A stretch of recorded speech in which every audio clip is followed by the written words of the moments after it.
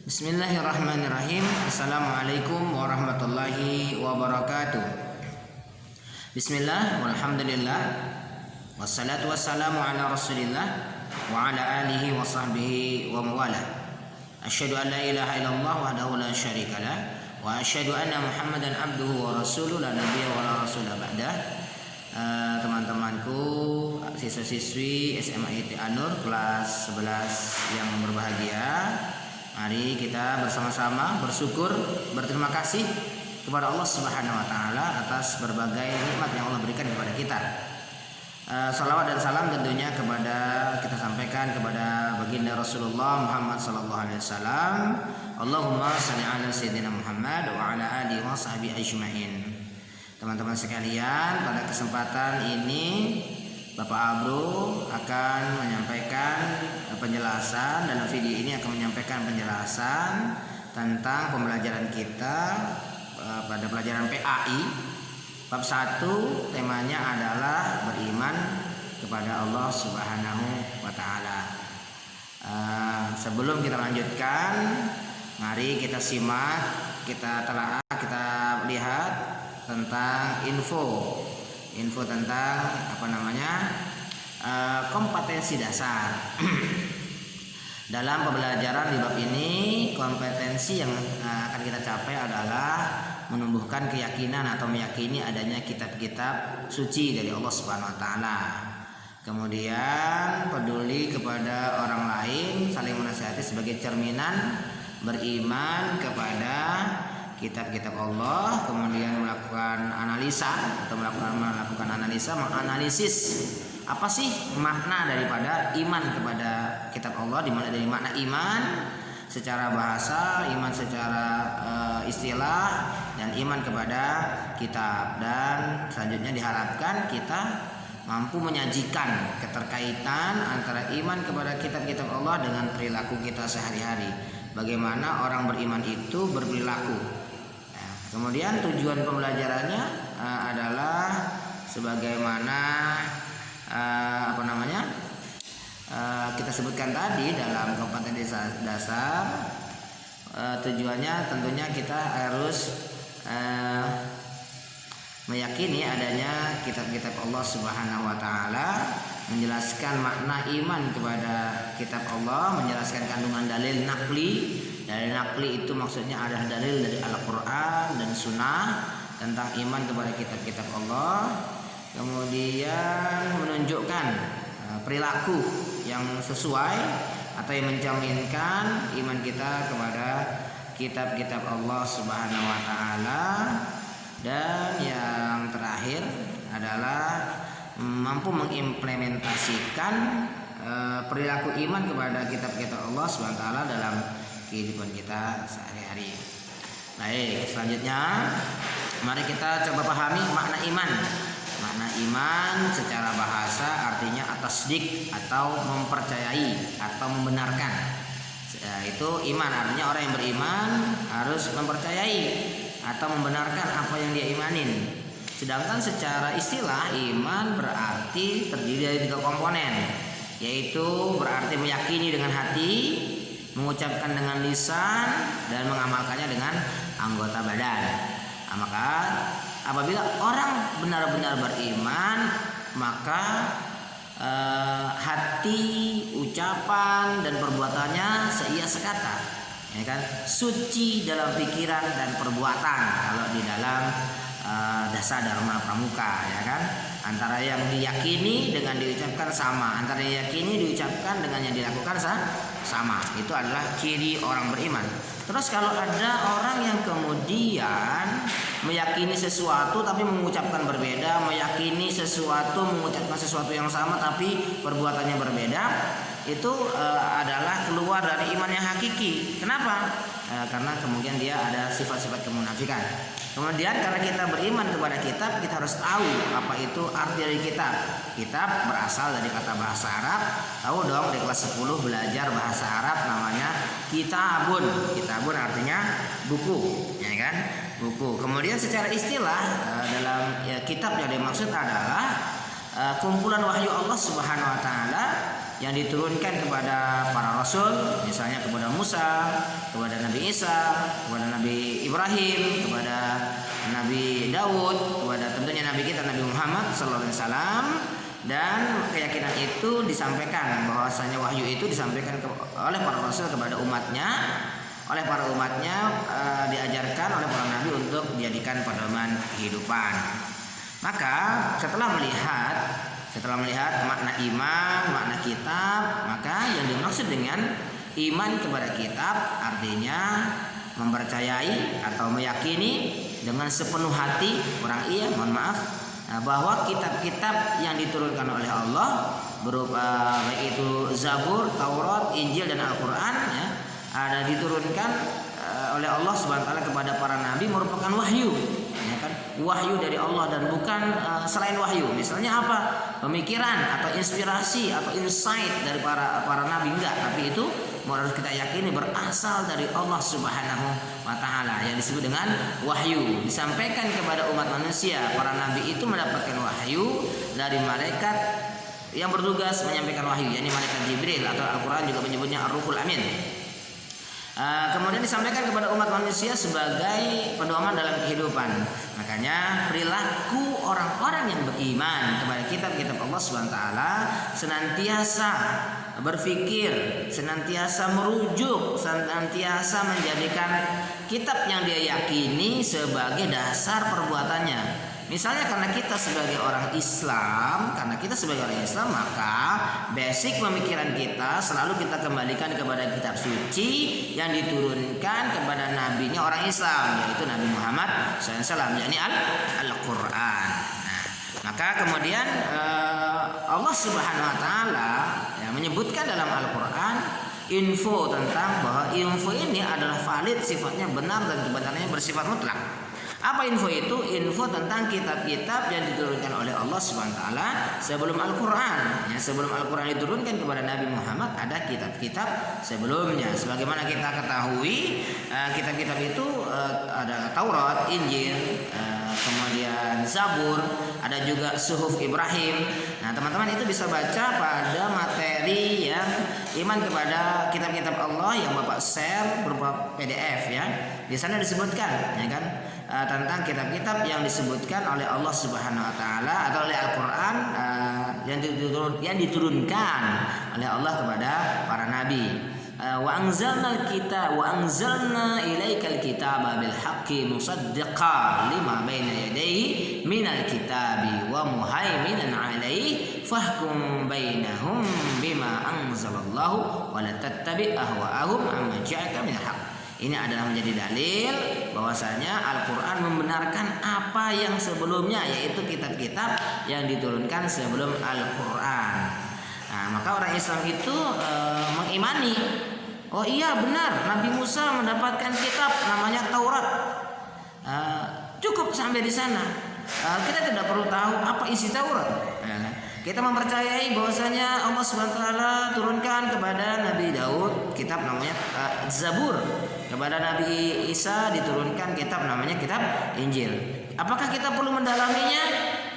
Sementara waktu bagi sebagian orang, bagi kita sebagai pembelajar di SMA Cianjur ya tidak sedalam itu. Tapi kita tahu ada misalnya Dr. Zakir Naik ya, hafal isi berbagai macam kitab suci yang diturunkan kepada umat agama lain karena memiliki kepentingan untuk mengetahui itu. Nah, kita tahapannya adalah masih pada interaksi dengan Al-Qur'an, ya kan? Karena pada dasarnya sebagaimana nanti dijelaskan,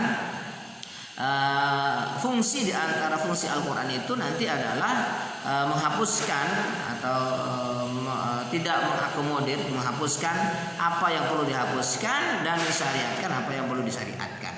Selain itu, perintah Allah Subhanahu wa taala, ya kan, ini base kita, ini adalah dalil bagi kita, perintah untuk beriman kepada kitab-kitab Allah Subhanahu wa taala, bukan hanya kepada Al-Qur'an tapi juga beriman akan adanya, ya kan? Wahai orang yang beriman, ya ayyuhalladzina amanu aminu billahi wa rasuli. Hai orang-orang yang beriman, berimanlah kalian kepada Allah.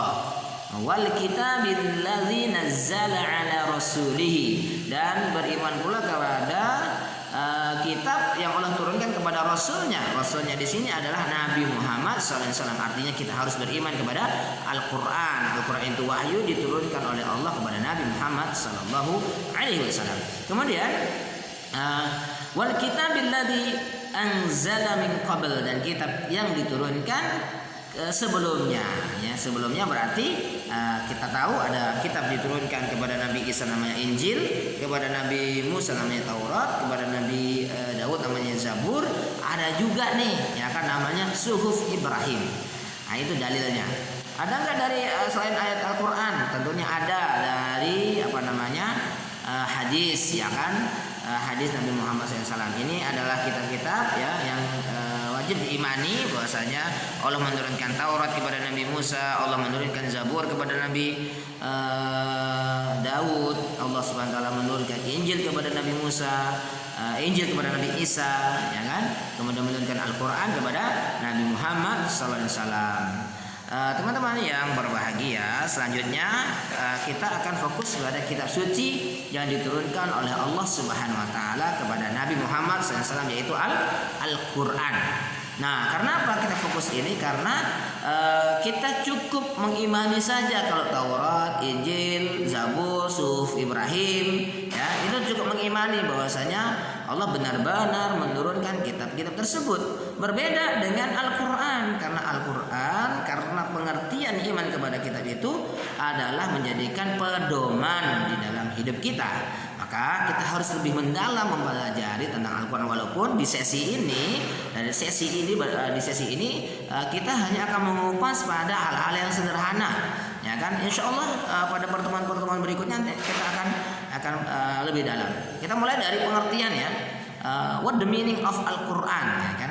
Al-Quran itu secara bahasa artinya bacaan.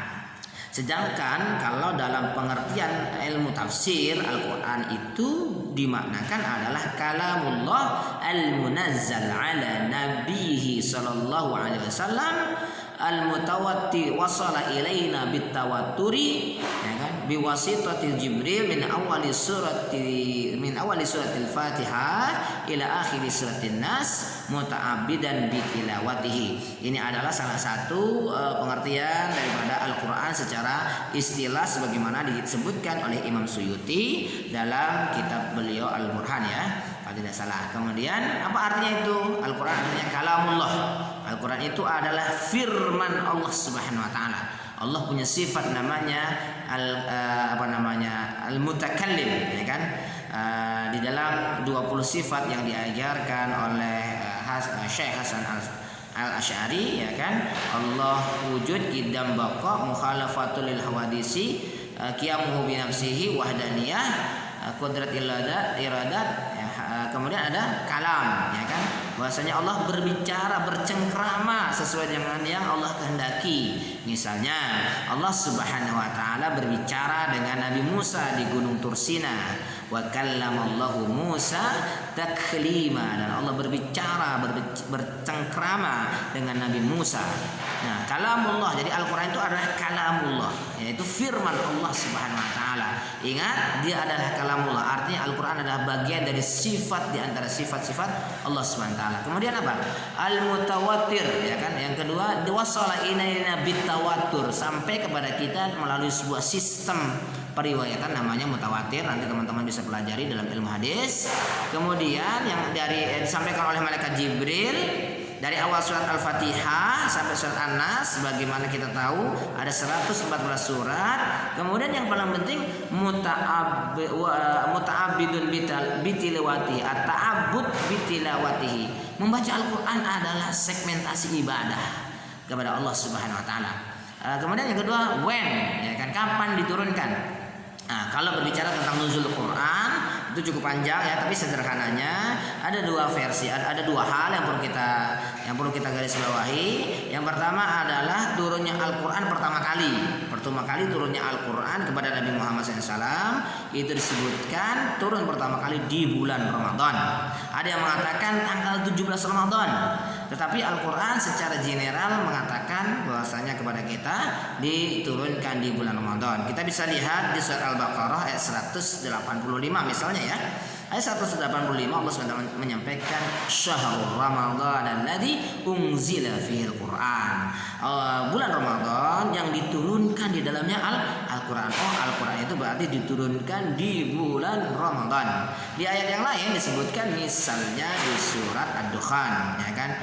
Inna anzalnahu fi lailatin mubarakah. Kami turunkan Al-Qur'an itu di suatu malam yang penuh dengan berkah. Atau di surat Al-Qadar, inna anzalnahu fi lailatul qadar. Kami turunkan Al-Qur'an itu di malam Lailatul Qadar. Kemudian yang kedua, itu yang pertama kali, ya kan, pertama kali diturunkan.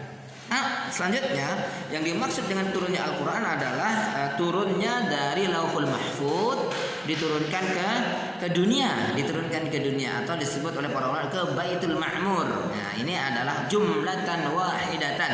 Inilah yang dimaksud inna anzalnahu fi lailatul qadr, itu diturunkan Al-Quran dari Lauhul Mahfuz ke langit dunia atau Baitul Ma'mur jumlatan wahidatan, secara menyeluruh, ya. Itu yang dimaksud dengan turunnya Al-Quran. Yang kedua, itu yang pertama. Tadi pertama adalah turunnya Al-Quran pertama kali, ya. Kemudian selanjutnya setelah itu Al-Quran diturunkan kepada Nabi Muhammad SAW beransur-ansur, bertahap sesuai dengan kebutuhan yang Allah kehendaki, sesuai dengan asbabun nuzul, ya. Baik, sampai di sini insya Allah bisa dipahami, ya. Kemudian informasi yang lain adalah Al-Quran itu adalah menghapuskan sebagian syariat ini yang Bapak tadi sampaikan. Al-Quran menghapuskan sebagian syariat yang terdapat dalam kitab-kitab sebelumnya dan melengkapi syariat lain yang sesuai dengan kondisi umat Nabi Muhammad SAW. Kita ambil contoh misalnya puasa. Kita tahu bahwasanya puasa itu tidak hanya disyariatkan kepada umat Nabi Muhammad SAW, karena Al-Quran menginfokan kepada kita kutiba alaikumusiyam, diwajibkan kepada kalian berpuasa kama kutiba alal ladzina min qablikum, sebagaimana puasa itu diwajibkan kepada umat-umat sebelum kalian. Artinya umat selain umat Nabi Muhammad SAW ada puasa, ya kan? Ini contoh, ya kan? Contoh dilengkapin. Puasanya seperti apa? Kita tidak dapat info. Misalnya puasa Nabi Daud. Nah, puasa Nabi Daud dilaksanakan sehari puasa, sehari enggak. Kalau orang Islam kemudian berpuasa di bulan Ramadan dengan tata cara yang dikehendaki oleh Allah Subhanahu wa taala. Menghapuskan, ya kan? Menghapuskan. Misalnya Al-Quran menghapuskan ketentuan-ketentuan yang berlaku di zaman umat-umat Nabi sebelum Nabi Muhammad SAW. Misalnya di zaman Nabi Musa alaihissalam, karena begitu banyak anak laki-laki yang dibunuh oleh Fir'aun sehingga jumlah laki-laki dan perempuan itu tidak imbang. Ada riwayat, ada pengetahuan yang sampai kepada kita, dulu orang-orang Bani Israel itu tidak boleh nikah satu, ya kan? Dulu orang-orang Bani Israel di zaman Nabi Musa itu diwajibkan nikah lebih dari satu. Kenapa? Memperbanyak keturunan bagi Bani Israel karena akibat dari genosida yang dilakukan oleh Fir'aun. Itu sebagai contoh sederhana. Kemudian juga Al-Quran, isi kandungan Al-Quran itu berlaku bagi seluruh umat manusia sampai akhir zaman. Berlaku bukan hanya bagi umat Nabi Muhammad SAW, tapi juga bagi umat lain sesuai dengan ketentuan-ketentuannya. Makanya tidak akan ada lagi ayat Al-Quran atau kitab suci yang diturunkan oleh Allah SWT kepada manusia, karena Allah telah cukupkan Al-Quran berlaku sampai akhir zaman.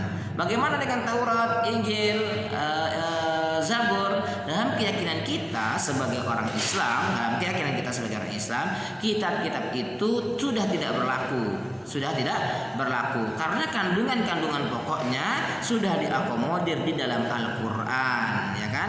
Kandungan-kandungan pokoknya sudah diakomodir dalam Al-Quran. Misalnya larangan membunuh yang ada di kitab Taurat telah diakomodir dalam Al-Quran. Janganlah kalian membunuh. Kandungan tentang larangan berzina dalam kitab Taurat, ya kan? Kemudian telah diakomodir. Berbeda dengan dalam keyakinan kita, ya, sekali lagi itu dalam keyakinan kita. Tapi setiap orang memiliki keyakinannya, karena kita sebagai orang Islam kita meyakini kitab-kitab itu sudah tidak berlaku atau mungkin bisa dikatakan expired, ya. Atau kalau mata uang itu sudah tidak bisa digunakan sebagai transaksi. Artinya kalau ada orang yang mendakwahkan atau mengajak kita untuk meyakini kitab-kitab lain dan melaksanakannya, kita bagi orang Islam maka kita cukupkan Al-Quran sebagai apa yang kita yakini, karena dia berlaku sampai akhir zaman. Baik teman-teman sekalian yang dimuliakan Allah Subhanahu wa taala, Al-Quran menginfokan kepada kita adalah kitab-kitab yang sebelumnya hanya berlaku bagi umat yang saat itu saja, ya, saat diturunkan kitab tersebut. Umat Nabi Musa, ya, Taurat hanya untuk umat Nabi Musa dan demikian seterusnya. Baik, ini adalah infografis tentang nama-nama Al-Quran. Ini hanya sebagian, ya teman-teman. Ini hanya sebagian kecil sebagai contoh. Misalnya Al-Quran disebut dengan Al-Furqan. Al-Furqan artinya membeda atau pembeda, membedakan antara al-haq dan al-batil. Bahkan dalam Al-Quran ada namanya surat Al-Furqan. Oke. Kemudian disebut juga dengan surat Az-Zikr, ya kan? Az-Zikr, pemberi peringatan. Pemberi peringatan artinya Al-Quran memberi peringatan, hai kalian orang-orang yang melakukan kemaksiatan, ini loh ancamannya. Hai kalian yang berzina, ini loh ancamannya.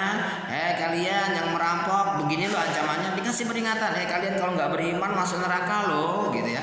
Itu adalah info yang disampaikan oleh Al-Quran kepada kita berupa peringatan. Tapi sekaligus ada kabar gembira. Kalau kalian beriman masuk surga. Kalau kalian bertakwa kepada Allah, hidupnya akan mudah. Kalau kalian bertakwa kepada Allah, akan diturunkan ke bumi ini keberkahan. Kemudian nama yang lain ada Al-Huda, ya kan? Al-Huda, petunjuk.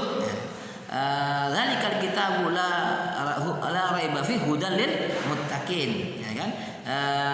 Kitab Al-Qur'an ini adalah kitab yang tidak ada keraguan di dalamnya, hudal lil muttaqin, sebagai petunjuk bagi orang-orang yang bertakwa. Jadi orang bertakwa mendapatkan petunjuk yang hakiki, ya. Kemudian juga disebut dengan asyifa, di antaranya penyembuh. Kalau kita sakit, ya kan, kita bacakan ayat Al-Qur'an, ayat-ayat tertentu yang diajarkan oleh Nabi melalui para ulama, oleh para sahabat, ya kan. Oh, kalau misalnya membaca surat Al-Fatihah, kalau orang ada seorang anak kecil sakit demam panas, mula-mula kita sebagai ayah atau kalian nanti kalau sebagai ayah atau ibunya, kalau anaknya sakit demam, pertama-tama apa? Ambil air, bacakan surat Al-Fatihah, ya kan? Kemudian ditiup 3 kali, minumkan. Baru setelah itu pergi ke dokter. Jangan terbalik karena Al-Quran itu penyembuh bagi jiwa yang gersang, penyembuh juga bagi orang yang gundah gulana. Maka orang-orang yang membaca Al-Quran seharusnya sembuh dari berbagai penyakit, baik penyakit fisik maupun penyakit non fisik, ya. Termasuk kan misalnya ada orang kerasukan. Ya, kalau kerasukan itu kan sakit atau bagian dari bagaimana nyembuhinya, ya kan? Kalau orang sakit, orang kerasukan, bagaimana nyembuhinya? Bacakan ayat kursi, bacakan al-muawwidzatain. Nah, makanya dalam Al-Quran juga disebutkan tuh tentang Nabi Ibrahim, fa idza maridtu fa huwa yashfin. Apabila aku sakit, Allah yang menyembuhkan. Dalam surat lain dikatakan wa nunazzilu minal qur'ani ma huwa syifaa'un wa rahmatun lil mu'minin wala yazidul zalimina illa khasara. Dan kami turunkan dari Al-Quran itu apa-apa yang menjadi penyembuh bagi orang yang mempercayainya. Kemudian isi kandungan Al-Quran, karena Al-Quran adalah kitab yang berlaku sampai akhir zaman, kandungannya itu bersifat holistik, bersifat menyeluruh. Kalau orang Bekasi bilang apa baik ada dalam Al-Quran, disebutkan misalnya akidah, akhlak, ibadah, sejarah, bahkan sains, ya kan, tentang masalah sains. Dr. Zakir Naik telah menyampaikan beberapa info, telah dilakukan penelitian sedemikian rupa oleh para ahli di era modern. Info-info tentang sains dalam Al-Quran itu terbukti secara empiris ilmiah. Ini luar biasa loh. Nah, makanya kita sebagai orang Islam mengambil pelajaran. Kenapa di zaman dahulu, misalnya di zaman Harun ar-Rasyid, di zaman pemerintahan Abbasiyah, di zaman Umayyah, banyak lahir ulama-ulama dari kaum muslimin. Misalnya penemu huruf nol, ya kan, Al-Jabar, ya, kemudian Avicenna, kemudian Ibnu Hayyan, macam-macam, ya. Itu karena menemukan, terinspirasi daripada Al-Quran. Maka kita harus meyakini bahwasanya Al-Quran itu memberikan petunjuk secara menyeluruh sebagai sebuah pedoman hidup. Dia memenuhi kriteria untuk memberikan petunjuk, guidance kepada kita dalam permasalahan apapun. Baik misalnya bersifat general, umum ataupun spesifik. Misalnya dalam masalah di sini, misalnya masalah ibadah. ya kan, masalah ibadah, perintah salat, perintah zakat ada.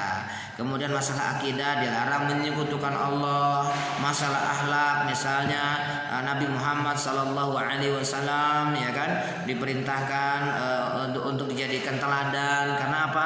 Akhlaknya yang seperti Al-Qur'an. Kalau dulu kita belajar di kelas 10 ya kan bab 1 tentang Asmaul Husna, kita harus misalnya meneladani sifat Allah Al-Karim.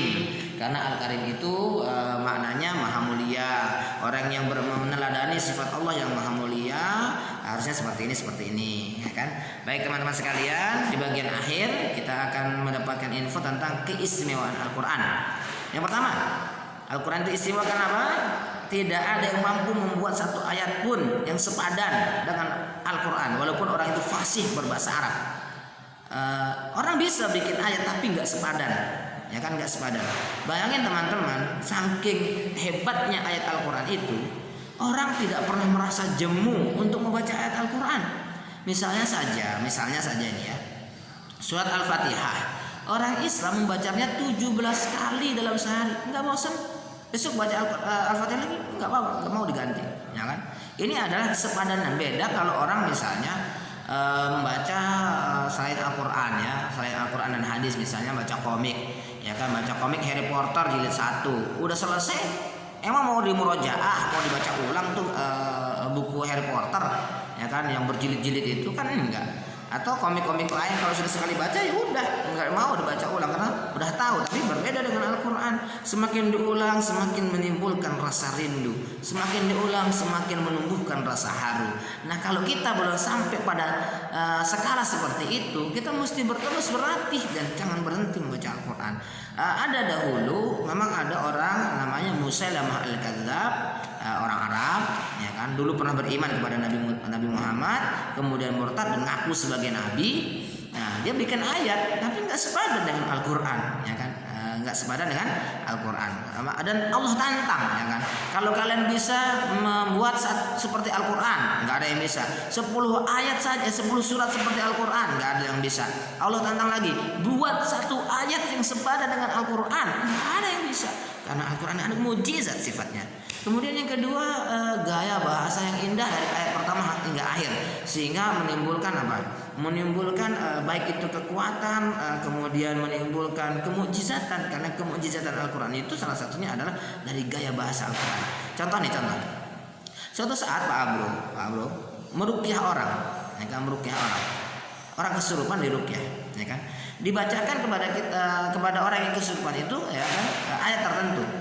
Jinnya itu dia nggak ngerti Al-Quran, saking hebatnya ayat Al-Quran. Karena Allah SWT kasih izin itu, ya kan, kasih izin, dia merasa kepanasan. Jin itu merasa kepanasan, meronta-ronta dalam tubuh orang yang dia rasuki, ya kan, kesakitan dan minta ampun.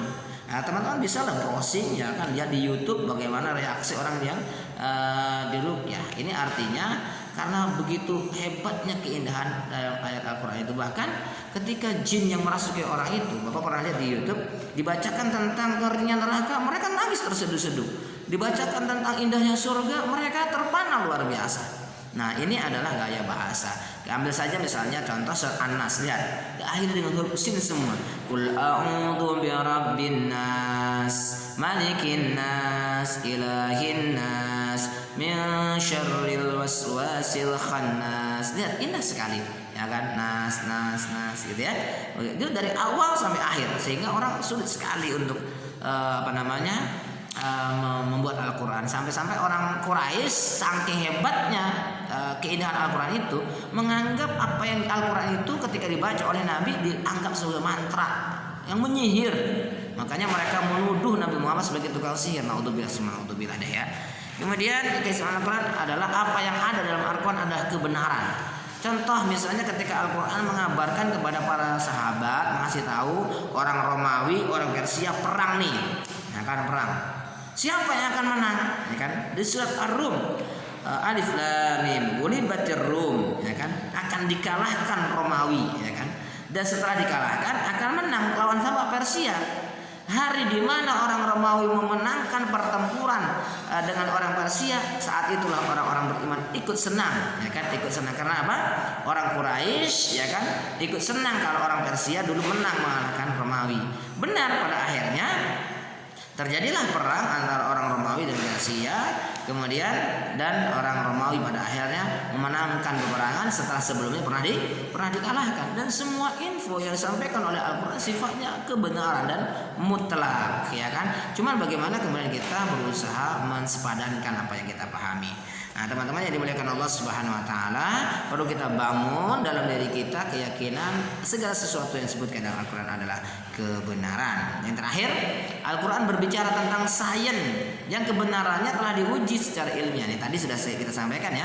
Nah, tantangan kita sebagai siswa-siswi SMA IT An-Nur adalah turut serta meneliti mana yang belum ditemukan atau belum dipublish, ya kan, belum dirilis kebenarannya. Misalnya Al-Quran menyebutkan dalam surat Ar-Rahman tentang dua lautan, ya kan, yang satu asin, yang satu tawar, mereka tidak pernah nyatu dan ditemukan. Atau info bahwasanya ada sungai yang mengalir di bawah lautan ditemukan, tapi sayang yang menemukan bukan orang Islam. Nah, kita di sini tertantang, harusnya kita sebagai orang Islam yang harus menemukannya dan mempublikasikannya kepada halayak ramai. Begitulah syariat Islam berlaku. Baik teman-teman sekalian, barangkali ini adalah pembelajaran kita di sesi ini di bab 1 tentang iman kepada kitab-kitab Allah Subhanahu wa taala. Semoga Allah menganugerahkan pemahaman kepada kita semua, menganugerahkan bisa mengambil kalimat-kalimat yang baik untuk kita ikuti dan memberikan keluasan dada untuk menerima kebenaran dari Allah Subhanahu wa taala. Kita tutup dengan hamdalah dan doa kafaratul majelis. Alhamdulillahirabbil alamin. Subhanakallahumma wa bihamdika asyhadu an la ilaha illa anta astaghfiruka wa atubu ilaik. Assalamualaikum warahmatullahi wabarakatuh.